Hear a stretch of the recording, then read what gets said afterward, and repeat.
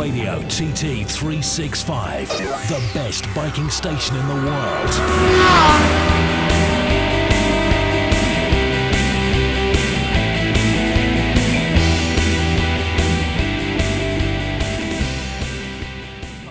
Paul Phillips and Ivor Linton, thanks for coming by.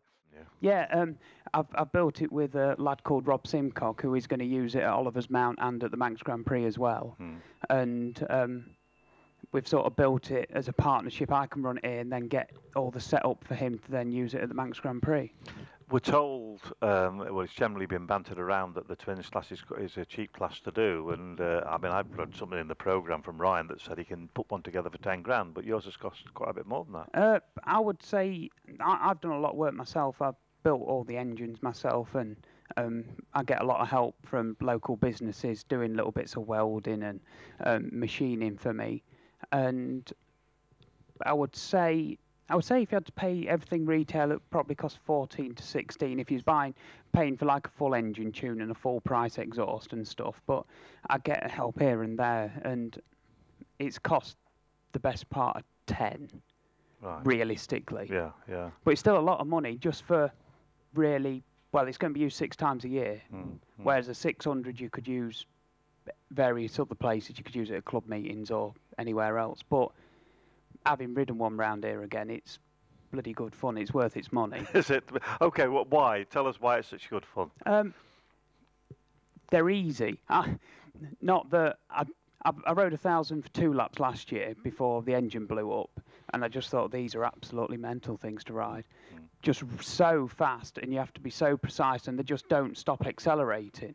Like you can't get any rest. Whereas on a twin, you come out of Union Mills and you tuck in, and that's it for sort of 3.5 miles. You can have a look at a bit of the scenery. I think because you're going slower, it teaches you a lot more because you have to be precise with your lines. You have to carry your momentum. You've got to be so pin precise everywhere. And I think that has then translated to the 600, and that's maybe why I've gone quicker on the 600 this week, because I'm building my momentum, building the lines, and getting a lot more accurate with my riding.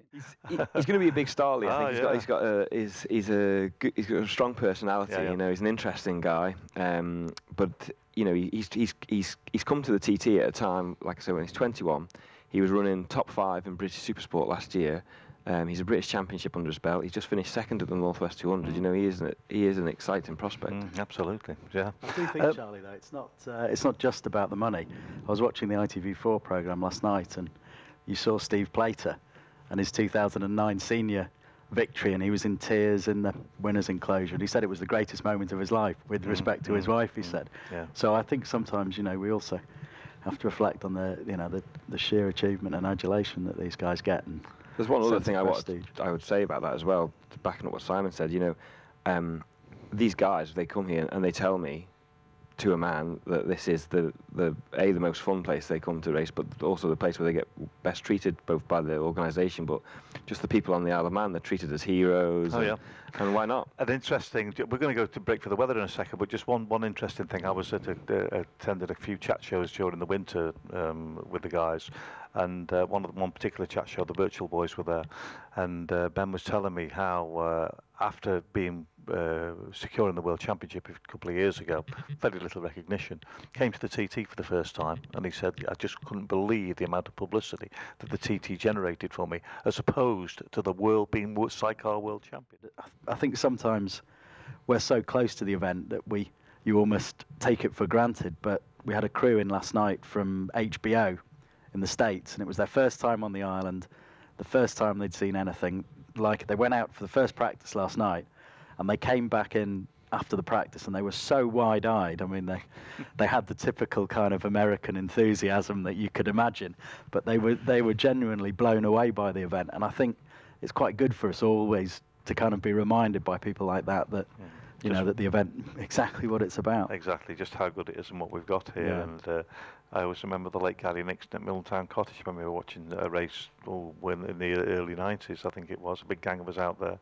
And this was a man who'd been AMA champion, won races all over the world, 750 races, dirt track, mile, half mile. He'd done everything, Nixon. And when he saw those guys come through Milltown on the first lap, I think Phil McCallum was one of the first, as I recall, a long time ago. He scrambled up that bank, and I won't tell you what he said, but he just couldn't believe it. He just could not believe it. Yeah. And that gives me a great thrill when I see that, because it's not just people that, you know, like you guys from America. They're probably just cameramen and producers.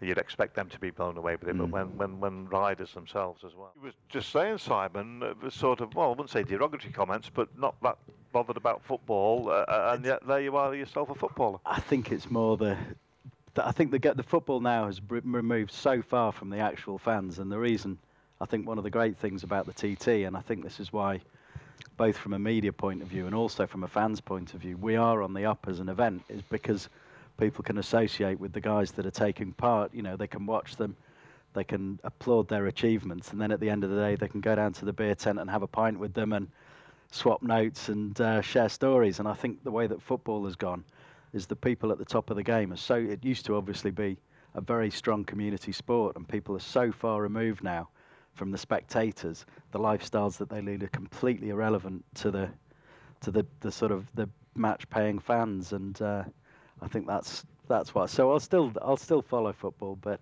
I don't have quite the same admiration for them that I used to. Manx Radio TT 365, the best biking station in the world.